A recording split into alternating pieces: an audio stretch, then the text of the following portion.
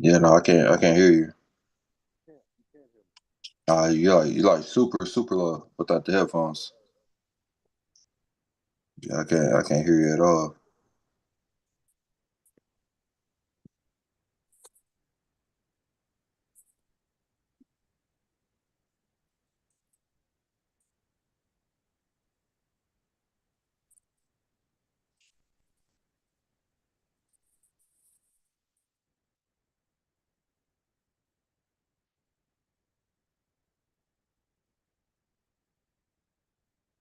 Okay. Anyways, we're back. We're going to figure it out because my battery's low. I don't know. You know what? I need to buy like a new charge because I have this iPhone, so it's not like the same. Like with the Android, like you could have like your phone and charge your earphones and charger at the same time. You know what I mean? Yeah. Yeah, it was all good. We'll figure it out. Um. Um. Okay. All right. So okay. So where we at right now? Right. So where we're at like is that like an integral moment because we're gonna do we have to start with Shara Kedushin because it's like he's going into the greatness of the mitzvah and what the mitzvah does and this whole thing, right? And so when we go, we're gonna go back into the Torah, God willing, right? We gotta figure this out, go back into the tour, and we're gonna, finish off the morning process, right? So at least, if you decide to study the tour later on, I mean, you should, but at least you'll be able to say like, hey, you learned the first section of the tour, which is the tour which is the basis of the Beit Yosef, and the Beit Yosef was the masterpiece that came out of what came out of that was a Shulchan Aruch, but you learned it anyways. So that's exciting. But on this other point, um, on this other point of where we're at right now is in this idea when Shar Kedushin, and Shar Kedushin is going into this whole idea of what is what is the greatness of a mitzvah, right? And if you remember, I don't know if I think we did learn this together. Didn't we learn the full body and and how the head part was connected to Chabad and the chest part was connected to Haggad. Yeah, Mhm. we did, right? Yeah. Okay, cool, cool. All right, so he's going to talk about eventually this supernatural body, right? And so you could see how like people who are like say Christian or maybe even other type of belief systems could start thinking about like, yeah, see, God is like, this physical entity that's like a man, right? But it's like, no, bro, we're talking about parsufing, bro. It's just that they're using the context of man's structure to explain a process of how things reveal. You know what I'm saying? Like, I mean, conceivably, other things could be used, but I guess the dynamic of man represents that,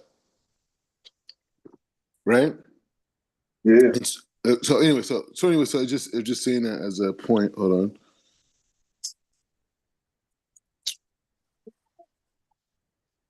Hmm. Okay. All righty. Okay. Let's go into this.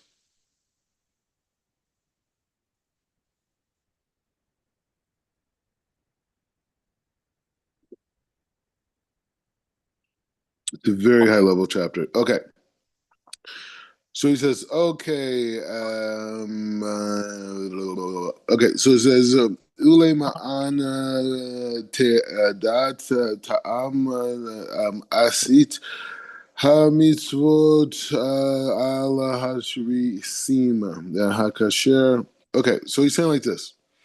So basically, we're going to be talking about the reward of fulfilling the Torah and the mitzvot, right? He says, in order that you know the reason for fulfilling the mitzvot as they are founded upon our roots in the manner that I have revealed to you in part one, meaning the structure of the body. Part one, I will quote what the sages state in the book of repairs, in Sefer Tikkunim, right? How Tikkunim. And he says in this chapter, he says, and I will compile the explanations of the roots and organize them into very brief summary, as they have stated as follow. Okay, so he's giving you the source of where he's going to compile this concept of the fulfillment or the reward of the mitzvah, right? So he's going to the Sefer HaTikunim. It's actually on Sefaria too, by the way. And he said in Tikkun 18 and in Tikkun 70, and he says this is where he's compiled this information to explain this idea. Kol Neviah v'kol var nash kol echad selik le'aver. So he says every prophet and all the human beings are bound to ascend to the particular spiritual limb in which their soul is included and bound. So he's saying once we leave this world, right? Everybody. It's interesting how he separates prophets, right? So every prophet and every human being, we all represent. We all our souls are going to return to a particular place. Okay, where is this particular place? And this is where your soul's going to return. He says, there is those who are stemmed from the head of the king, and there are those who stem from the hairs of the head, and some who are bound to the eyes, some to the ears, and some to the nose, in the mouth, in the neck, in the throat, and the hands. There are those who stem from the nature of the torso, which is the body, some from the thighs, and from the legs or feet, and some from the organ, that is the sign of the covenant, and some of the brain, and some of the heart. Each of the limbs possess and correspond to each spheros of the 10 spherot, like the body. And he says, he says, in all the limbs and all the organs are what is known to form the body of the king. He says, Gufa, the king body, the supernatural body, right? And he says, there are those whose souls stem from the garments, the luvushim of the king. So he's giving us this complete structure that if we want to understand the dynamic of where the soul leaves this world and goes back to, he says every human being's soul represents an aspect of the creator, obviously, right? We stem from the creator. So he says, but imagine the king of kings standing in front of you, and the king in all of his royal garments, right? And he's saying that in every organ, in every hair, in every cell, every molecule, everything that exists within the king, there's a soul on the planet Earth that represents that. Right? And so he's saying when we return to that particular place. And this place is called the Gufa. So he's saying a person could be one of the hairs on the supernatural king, right? Or a person can be, and even this doesn't explain God's essence, right? This is just something that we understand in our rational thought of how time continuum goes on, right? But this doesn't mean that we're understanding the totality. He was very clear about that in the beginning. This is not the totality, but rather a mechanism to enter a new world of thought, right? So someone could read this and they'd be like, oh, well, they're reading it as it is. And they're saying, okay, yeah, this is going on and this is happening and the supernatural king is there and the supernatural king is in the sky. He's like, no, that concept is just there to get us into a world that cannot be described with words. Okay? So we're leveraging that idea. And so in our level to understand that, we understand that if there's a king and it's royal and the whole thing, it is a full body in every aspect, and he even has garments, and every soul represents this supernatural body, right? And this is just our way of getting into a place of higher consciousness, right? He says, "V'kol terigira hapekudim arirayit enun." So he says like this. She says all 600 and he says all 600. He says all 613 commandments of the Torah are tied to each of these limbs of the body of the King Gufa. So the thing that connects us to this place of our return are the mitzvahs. They are the mitzvahs that are tied to the head of the king, and those that are tied to the eyes of the king.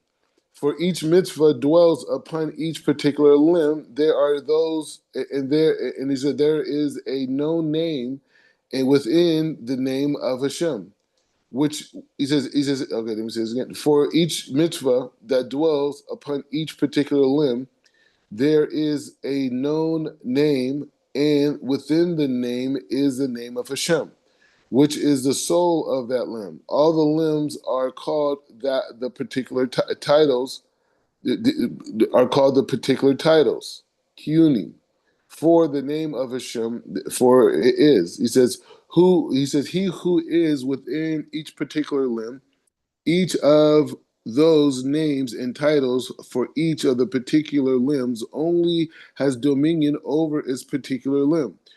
However, the Holy One, blessed be He, whose name is Hashem, His rule and dominion is over them all, just as the soul has dominion and rules over all of the particular limbs of the organ.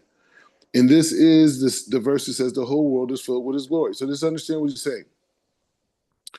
Okay, so we have the supernatural king. We come from the supernatural king. Every one of us is like, if we want to understand this place of this idea that we come from this endless world. And in endless world we come from, we play a particular part, right? We play a particular part. And we all have a particular uniqueness. So the way that the Kabbalists are describing that is in the frame of a human body. And in the frame of the human body, there's different body parts, right? But it's not just a human body, it's the king of kings, right?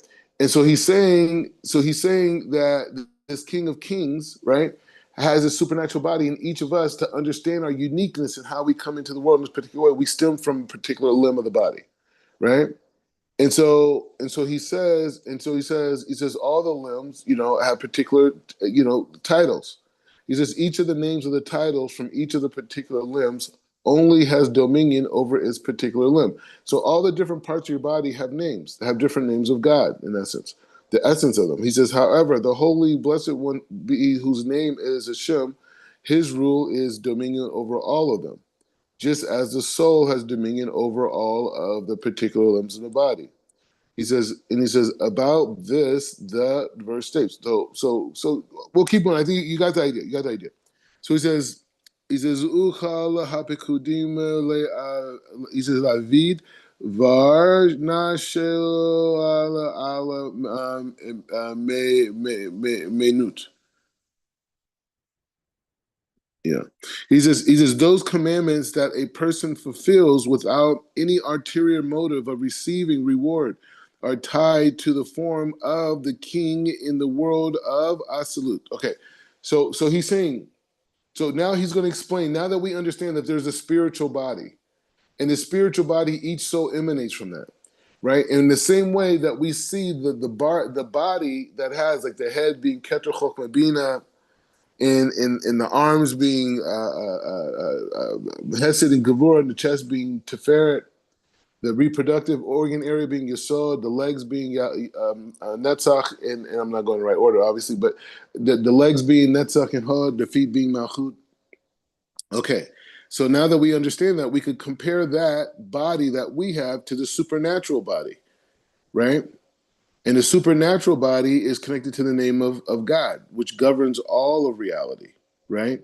So we can say that our body reflects all of creation from this context, right?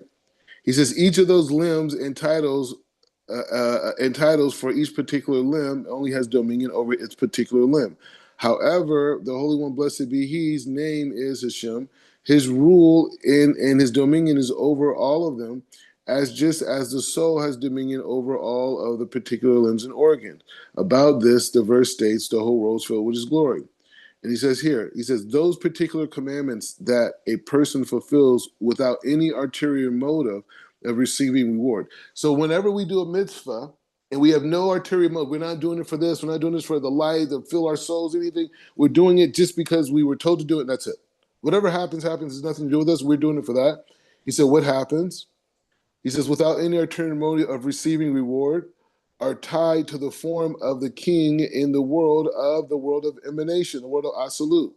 However, those commandments that a person fulfills for ulterior motives of receiving reward are tied to the form that is called a lad, above in a lad, and above in goodness.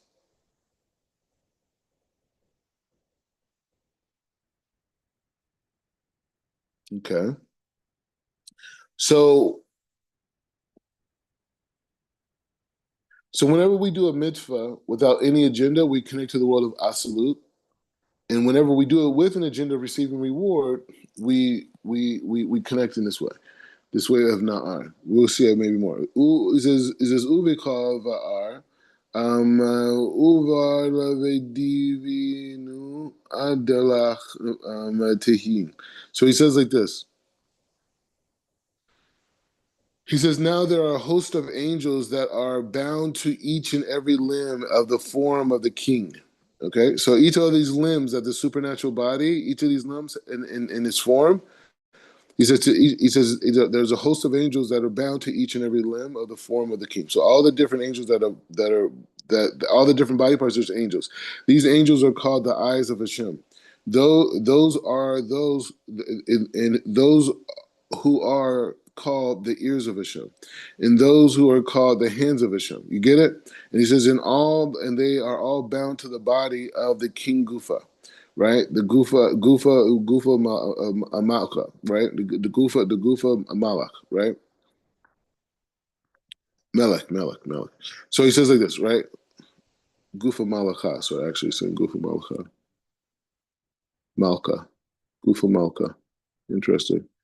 Anyway, so he says, this is the strand of hair that is attached to the head. He says, and that is each and every strand is a single angel. So he's saying, so now he's forming this body, right? And this body is a supernatural body, and the supernatural body is expressed in the physical reality through the souls, right? Because each soul represents this part of the supernatural body. And so he's saying, so each soul represents that. And so now he's bringing this other element, and not just the body, but also the clothes, the whole thing, right? And then he says, and then there's another element, which is each of these parts of the body, even down to the strand of the hair, has an angel governing. And these angels are literally communicating to the Creator, if we could understand in such a way about. We'll see. He says, Uvechala ni'ima ihu achada malech he says Avraim be Daver Nash Kalachu. So he says, and the limbs. He says the 613 limbs and organs of a man are thus all ordered according to the order of the whole of creation. And it is for this reason that man is called a microcosm. So he says all the limbs and all the organs of man are thus all ordered in order in the whole of creation. So he's saying God creates everything, right? So we understand the expression of God in this physical reality through these souls that come into this world, right? Because God is beyond our logic, our imagination. It's far beyond that, right? Far beyond our ability to comprehend. So we understand it on human terms. So this aspect of human terms of expressing reality is coming from the super body, right? In the same way, we understand why the secrets of Kabbalah have to be revealed in this generation and not prior generations because the full body wasn't created, right? So we're talking about mechanisms to understand how light is revealed, but not that this entity itself is how light is revealed, right? And so he's saying that the 613 limbs of the man are thus ordered in the order of all of creation, right? Because from this supernatural body, all of creation exists, right? Because God creates this entity for the souls, and that comes from that, right? So not only is the body in itself in the heavens that we stem from, the aspect that we stem from, our spark of light stems from, is in conjunction with the 613 system. Along with that, because the reality that transpires from it is also in accordance with that, right? And because of that, also along with that, even our physical creation is part of that. So he's saying that's why the Torah could say that man, right? Man itself is like a microcosm of a world, right? Because the man is expressing how the physical creation is going. So he says, so with every mitzvah a person fulfills, he causes coronization of the blessed, I guess like crowning, the coronization of the Holy One, blessed be He, over the limbs, over the organs, and of His soul. And according to what particular mitzvah is, the same applies to each particular limb and the organ of his soul, which each of which are called flames, nirot.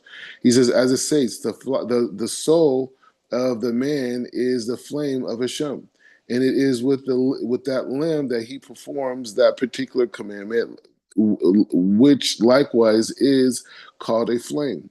Ner, and it states the commandment, mitzvah, as a flame. Ner, ba'ivar nashalev arva mikola aver dilid kol mashkivin ve'ororim.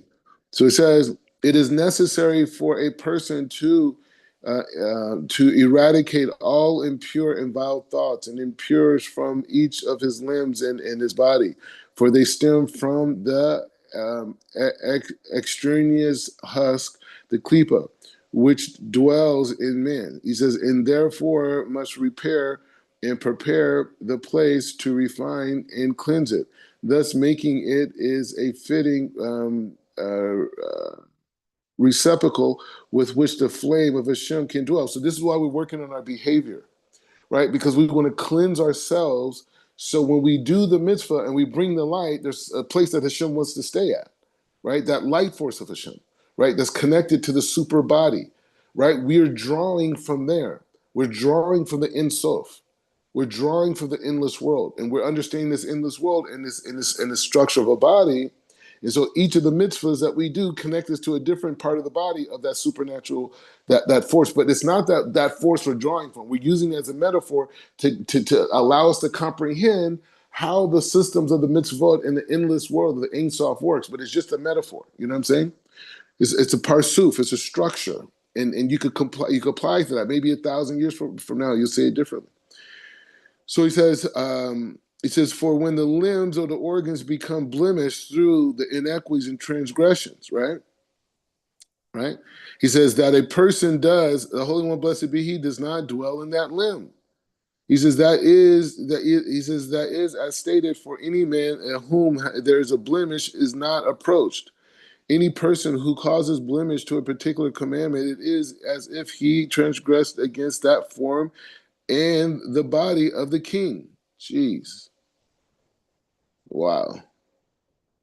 So when you commit an Avera, that supernatural structure that we come from, you bring damage to it. You create a separation from it.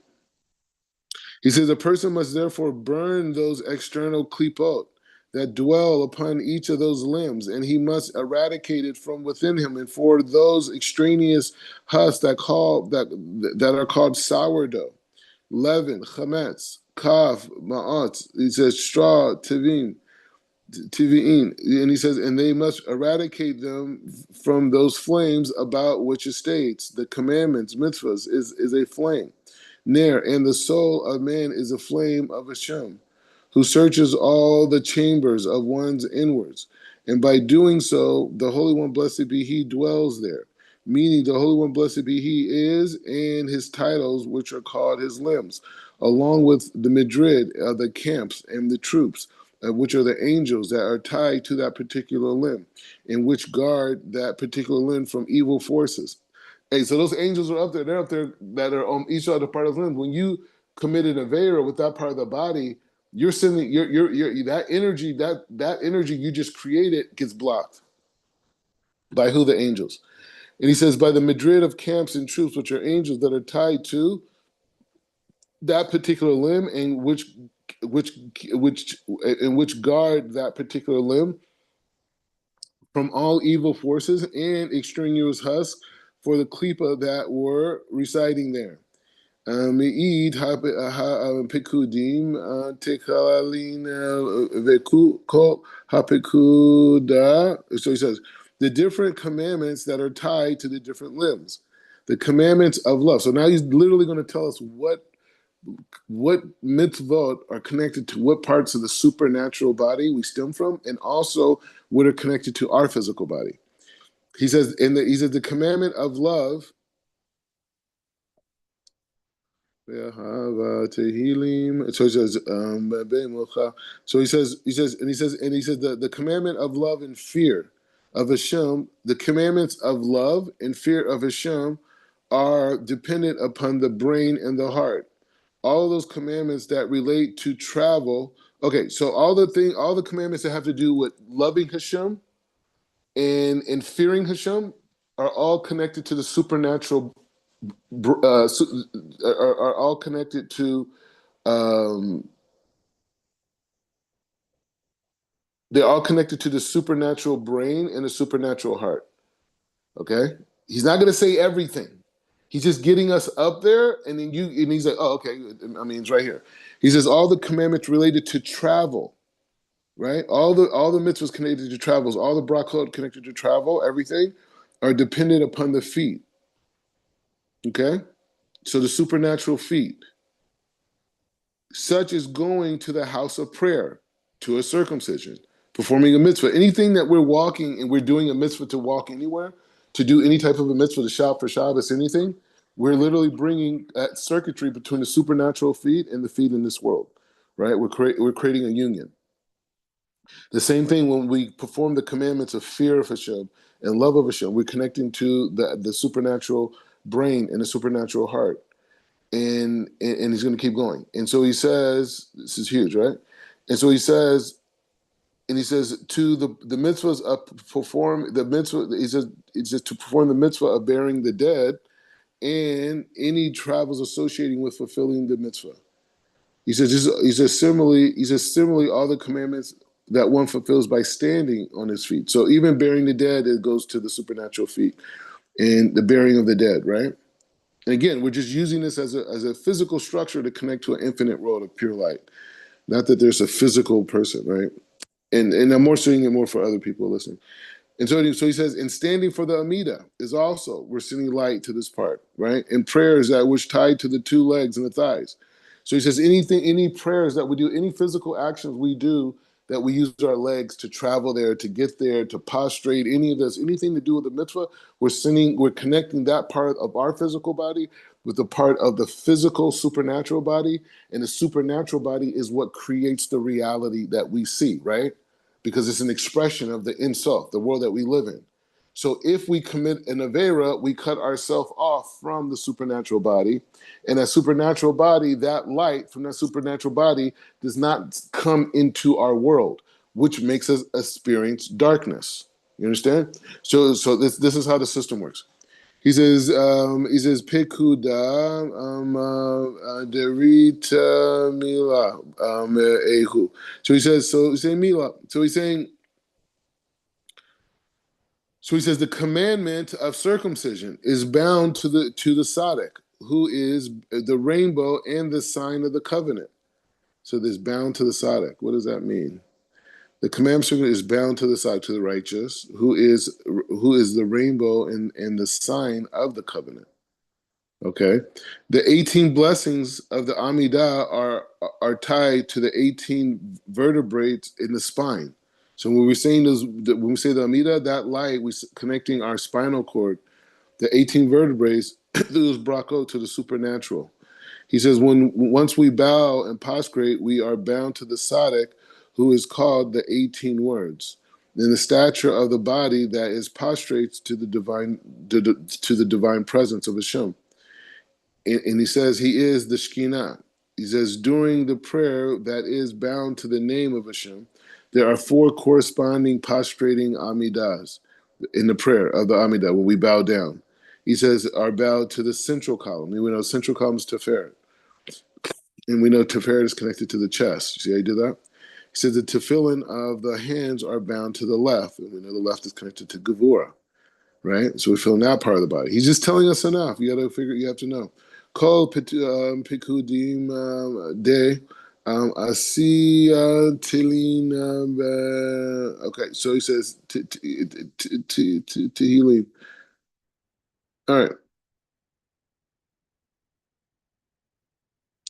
Okay, so anyway, so he says all the commandments that relate to the actions are bound to the hands as much as giving charity. So when you give charity, that you're sinning, you have to know that you just binded your hand with the supernatural hand. Same thing with the tefillin, right?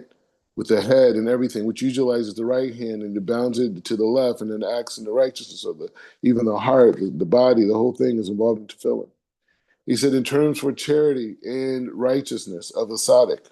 The tzaddik, he says the term for charity and righteousness is tzedakah, right? And he says tzedakah, he said the letter tzaddik is 90. He says the letter tzaddik of tzedakah refers to 90 times that a person responds amen daily.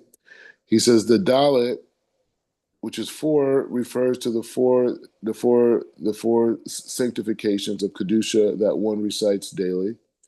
He said the kuf, which is 100, refers to the 100 blessings we recite daily. The hay and refers to the 5 books of the 5 books of Torah that one should study every day.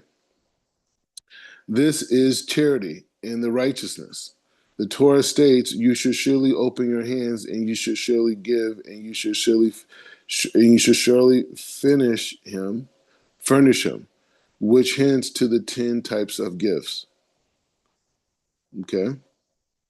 So he's saying that he's showing the power of tzedakah, right? He's showing the power of how it brings in all the different worlds, all the different connections. But a person has to have that in mind, right? Like people like yourself who give tzedakah, all these different things. You have to know when you're typing these things that you're binding your hand to the supernatural hand, right? You're binding your in essence even your bank account to the supernatural bank account, right? That serves Hashem. But you have to have these things in mind. Tzitzit al ke tafun nu nega Shabbat. So he says like this. So he says, tzitzit that are worn on the shoulders, the delight of Shabbat is through eating and drinking, and similarly, the sacrificial offering, the korban, are consumed through eating and drinking of the Holy One, blessed be He, as it states, my offering, my food, the prayers that were established corresponding to the sacrificial offering, and over which one makes a blessing to the Holy One, blessed be He. Okay, so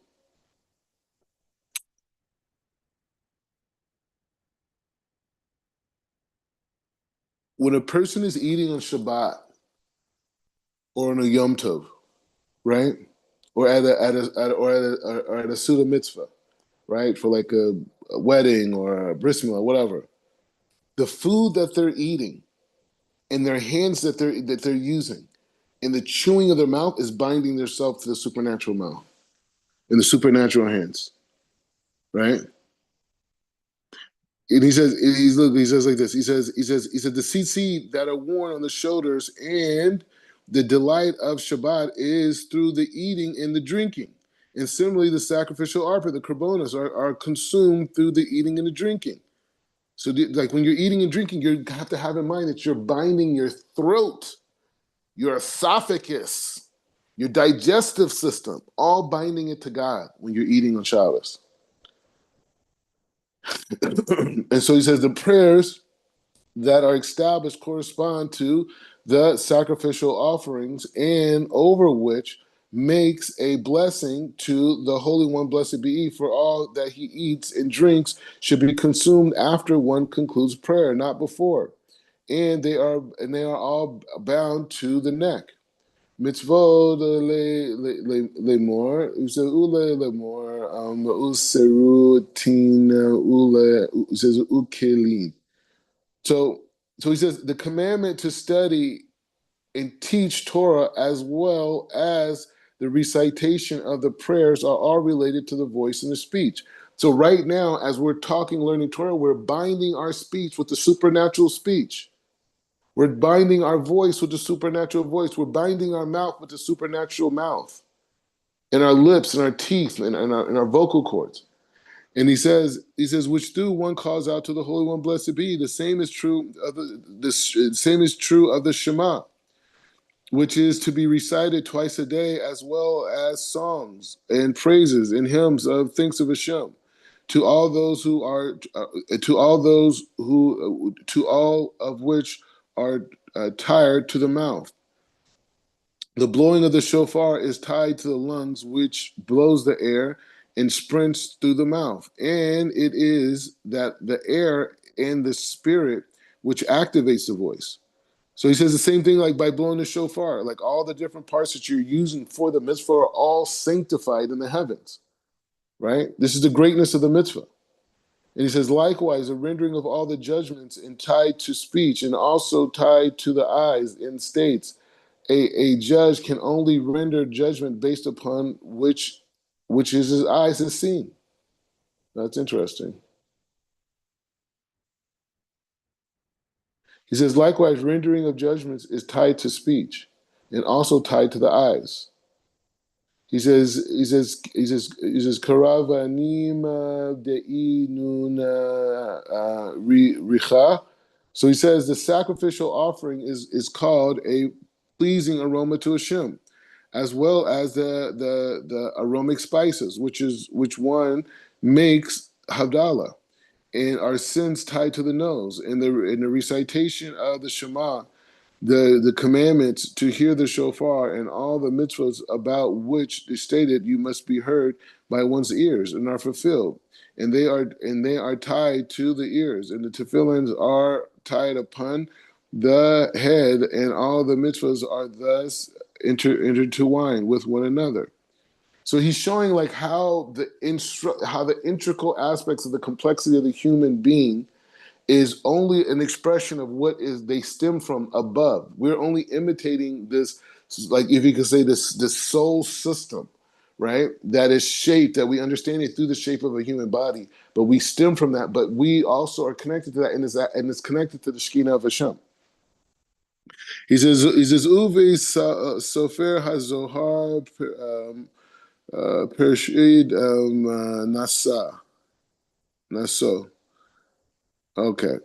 So he's saying it's in the book of the Zohar. Okay, so in the book of the Zohar on Parsha Naso, it states even when a person only fulfills a single mitzvah with love and fear of the Creator on that account of his mitzvah, that the 10 furrows dwell upon him.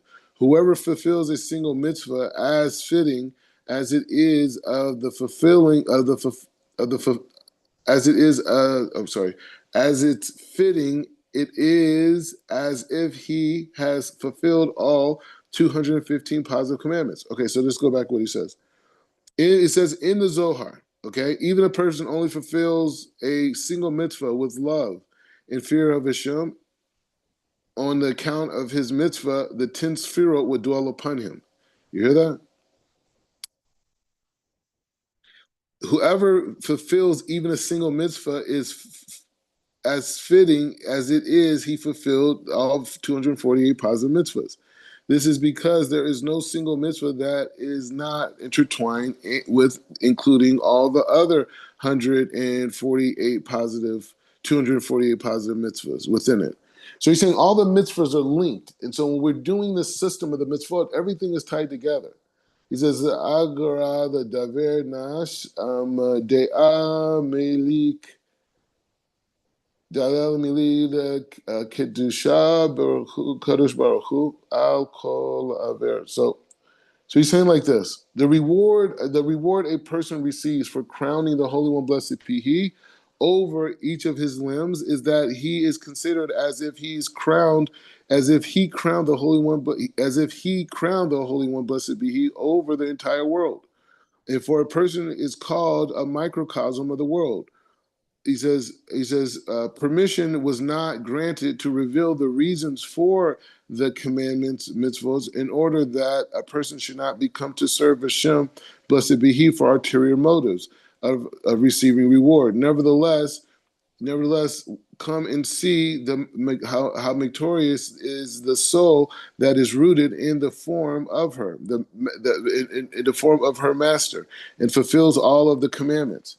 He says, when such a soul ascends, all the host of angels ascend with her, for they are all tied to and dependent upon those commandments, fixtures, and camps for the king of the body. Thus, they ascend, they all ascend to her and descend with her, and with this he says in this soul is called the ladder, the sulam. And so maybe this is where Rav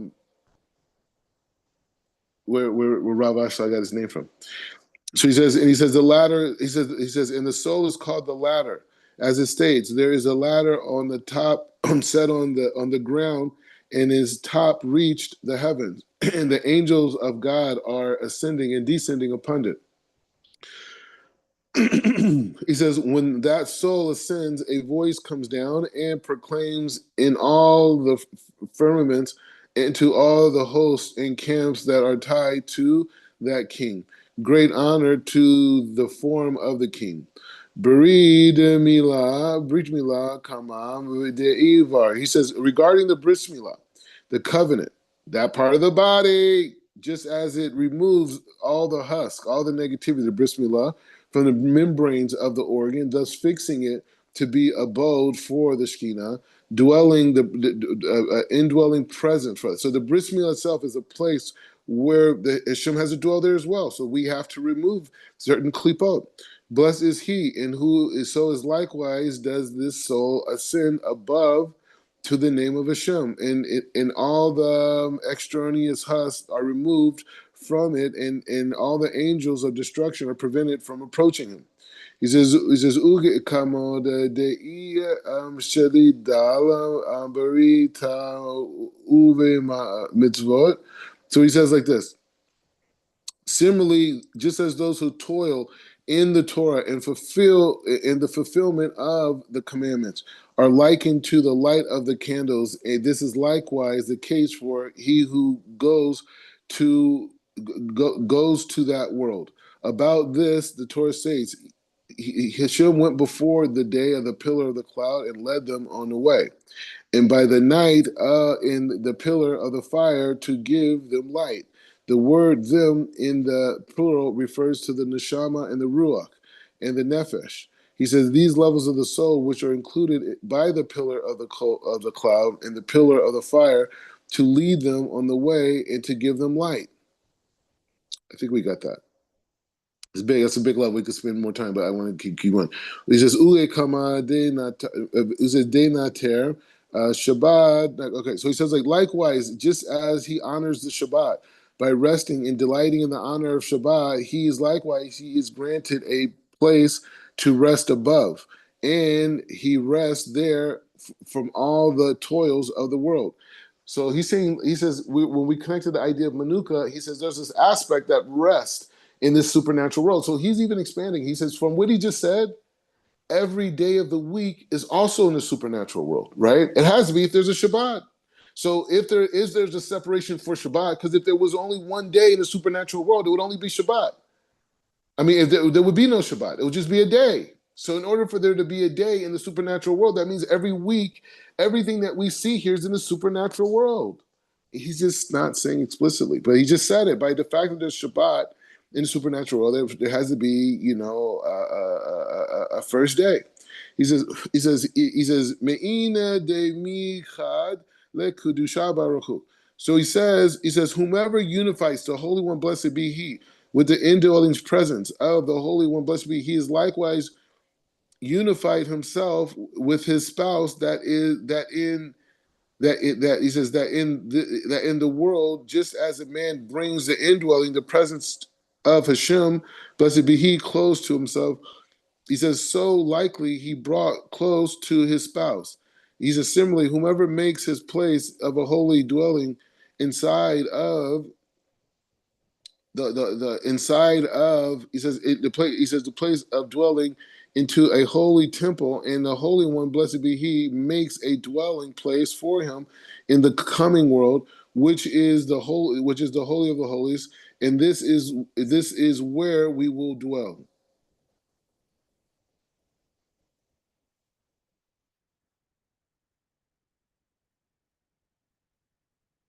It's interesting. It's like we're learning about the Mishkan this week, and he's kind of like saying, by you create it for the next world for yourself too. He says, Min de Avid Sukkah. So he said, whoever makes a sukkah for the Holy One, blessed be He, but he says is sheltered in Him in his shade in that world, and when he departs from this world, the Holy One, blessed be He, shelters him and protects him from the angels of destruction, from the accusers. So you're saying in a certain level that the sukkah is literally a transportation device that encompasses us when we leave this world and go to the next world. It just goes up and it's like boom, boom, boom, boom, boom. It just destroys all the angels. Mean, that's a big level, no? He says mean day. He's going off, bro.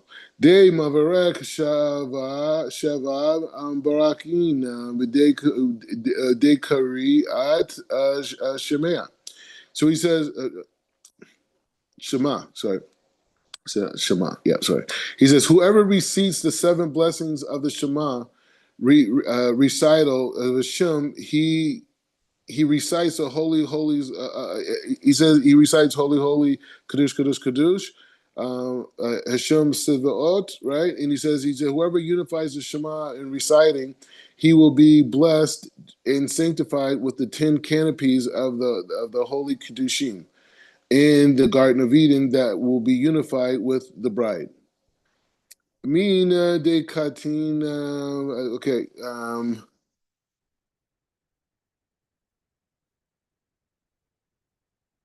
He says when a man wraps himself in the mitzvah of the talit,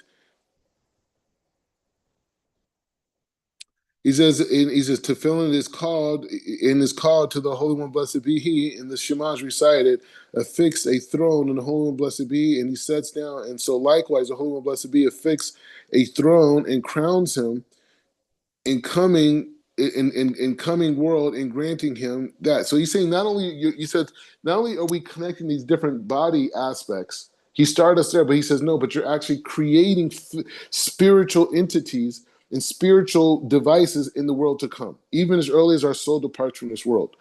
And in the crown for him in coming world and granting him his crown. And he says in the crown, and he says it crowned him as a king over all of the angels and the ministers there. And he says, just as he brings sanctification to the maker with songs and praises and gratitude, so like when his soul ascends, all the angels will carry the super chariot and all the camps, the coyote and a pine and the Sepharim and the angels will spread their wings to receive his soul and with great delight and rejoicing. So, Daver, he says, in conclusion, it is beyond the capacity of the mouth to express the full extent of the eternal reward of in the world for generations after generations. Happy is he who causes the Holy One, blessed be he, to dwell in all of the limbs. And for if a person is missing one limb, that it is vacant from Hashem, and he does not dwell upon it because of this one limb, he will require to return to this world and reincarnate until he perfects all of those limbs and has full form of Hashem, and if he only lacks one, he is not in the form of Hashem. Okay, so we'll stop.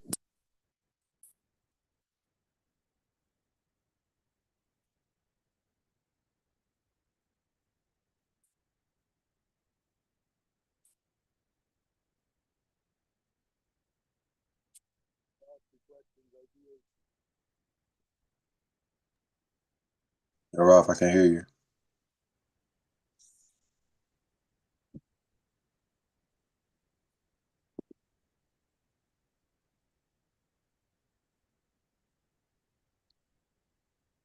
I can't hear you, Ralph.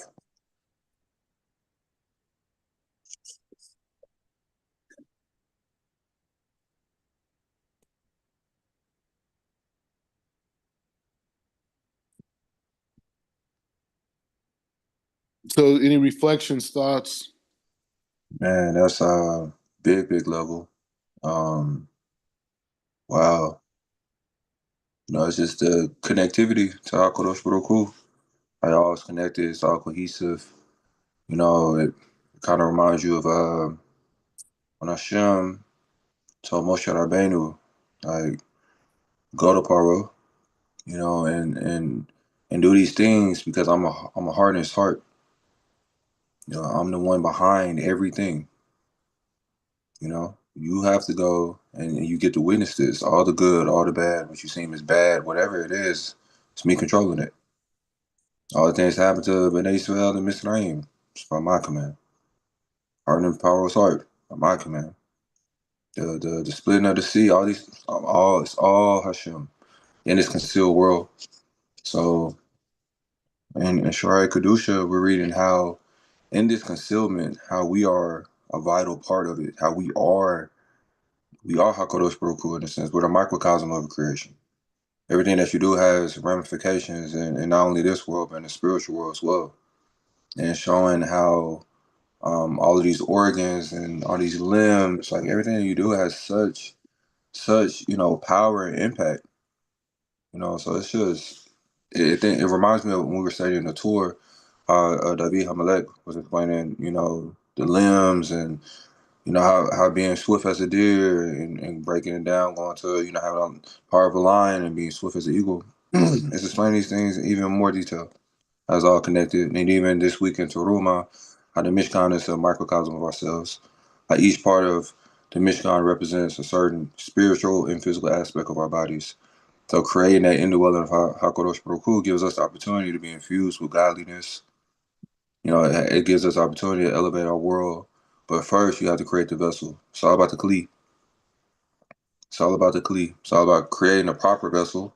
Not just creating any vessel, but the proper vessel, a clean vessel. A vessel that's, if we could say, worthy of Hashem's presence. You can't expect Hashem's presence in your life without having the appropriate vessel. It doesn't work that way. So you have to work on your midot. You have to fulfill the mitzvahs. But before you can fulfill the mitzvahs, your conduct and behavior has to be in the right form. It's all about aligning ourselves back to the correct frequency. Oh, it's beautiful. I love it. This is. I feel like the fact that I get to study is amazing. You know what I mean? Like this is next level.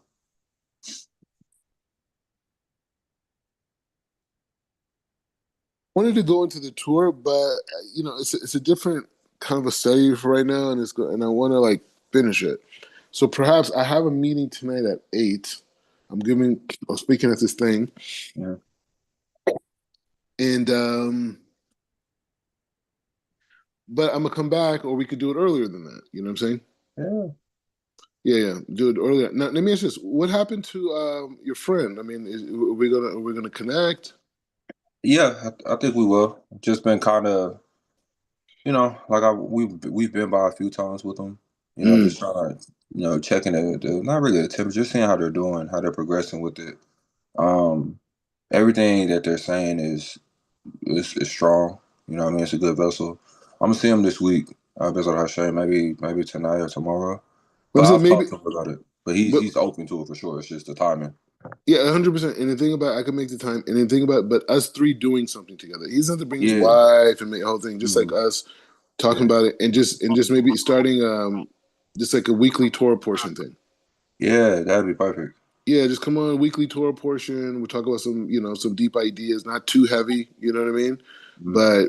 But big thinking type stuff because he's in the business world. You know what I mean? So big thinking, big picture thinking.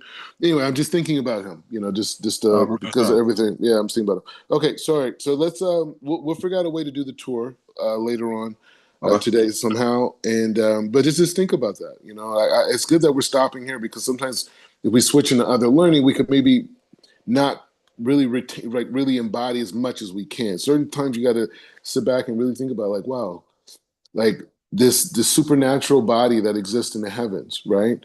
And the supernatural week and the clothing and everything connecting everything to that supernatural body. Like when we put on clothes, if the king has garments, okay, so obviously we are connecting our garments to the king garments when we dress modest, right? Right, and everything has a duality. I mean, we've all heard this, but it kind of just put it all together, and he didn't have to say it, right? Because we know that for everything you create physically here, there's a spiritual equivalent in the heavens. We've heard that. Mhm. So he just gave it to us in terms of he started us with the frame of the mitzvot, but then he took it to all the other parts of our daily life and all the different aspects of our body and our limbs that are involved in all the mitzvahs. Anyways, let's continue. What? Go ahead.